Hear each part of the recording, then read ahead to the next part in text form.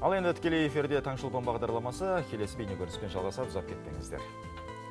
Құстар неге үшбұрыш жасап ұшады?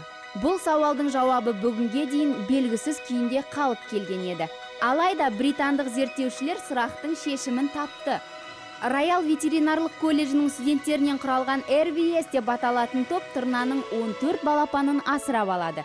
Әбден қолға үйретілген құстар өскен соң қанаттарына GPS құрылғы мен акселометр орнатқан. Сол арқылы жылы жаққа аттанған құстардың ұшу бағытын қадағалайды. Дене салмаған әуеде ұстап тұру оңай емес. Тізілген тырналардың біреуі ең алдымен жол көрсетіп ұшады. Кейін құстар 15-20 минут сайын орын ауысып тұрады. Олар әуеде ұйықтамайды. Құстар өз қанатының тербеліс жиілігін дәлме-дәл есептеп шығарады. Қанат қағысын барынша көбейту үшін қолайлы аэродинамикалық тәртіппен ұшатынын дәлелденді. Тәртіппен ұшқанда құстардың энергиясы тұрақты түрде сақталады екен. Жалғыз ұшқан құстардың жылдамдығы азайып, қанат қағысы сиректейтін арнайы инерциялық құрылғыға жазып алдық.